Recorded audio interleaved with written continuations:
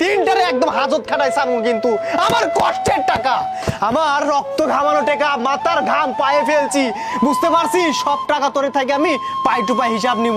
তোরা কি ভাবছিলি বিদেশ সহজ?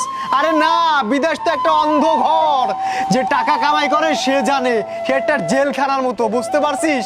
আমি জানি রে, আমি জানি। খেয়ে না খেয়ে কতদিন আসিলাম, তোরা কি একটাবার খোঁজ নিছিস?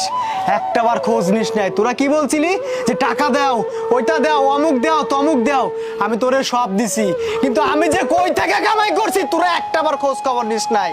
আর আজকে আজকে আমার এই দিনটা দেখতে হলো, তোরা আমার লাশটা শুদ্ধ তোরা ছুঁয়ে দেখলি না, আমার গা দিয়ে গন্ধ বেরোচ্ছে, তাই না?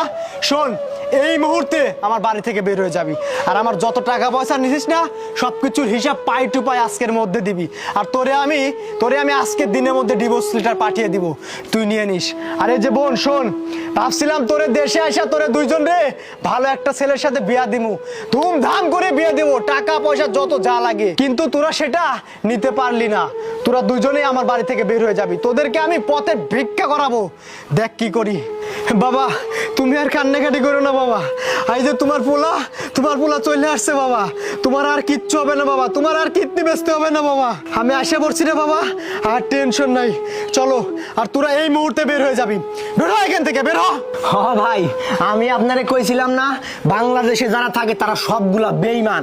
আজকে দেখেন, আজকে যদি আপনি সরাসরি আপনার বাড়িতে আইতেন, সবার আগে আপনার লাগেজটা কাইরা নিত, আপনি দেখতো আপনি কি কি নিয়ে আইছেন, কি কি নিয়ে আসেন নাই, কেমন আছেন, কি খাইছেন, এইসব জিজ্ঞাসা করতো না। কিন্তু আমার কথা মতো বাড়িতে আইছেন না, দেখেন ওই কষ্টটা তখন লাগে যখন পরিবারের মানুষগুলো না এই কলিজায় আঘাত করে।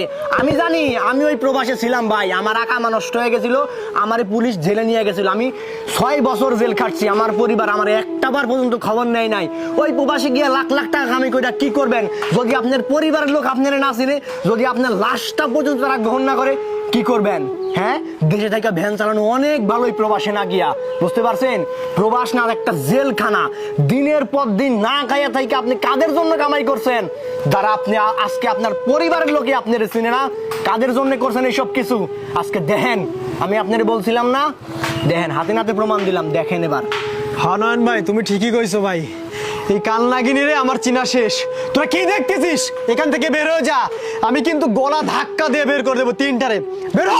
পৃথিবীর সবচাইতে কষ্টের মুহূর্ত, নিজের আপনজন, নিজের পরিবারের মানুষ, নিজের বউ, নিজের বোনেরা তাদেরকে না চিনে, পরিচয় দেয় না, লাশটা বের হবি না করে না। আমি বুঝছি তোরা এইভাবে বেরোব না, আমি কি জুতা দিয়ে তোরা পিটাইতে বের করবো? যান, বের হ এখান থেকে, বের হ। বাবা চলো, আসেন ভাই, ভাই আপনি আসেন ভাই।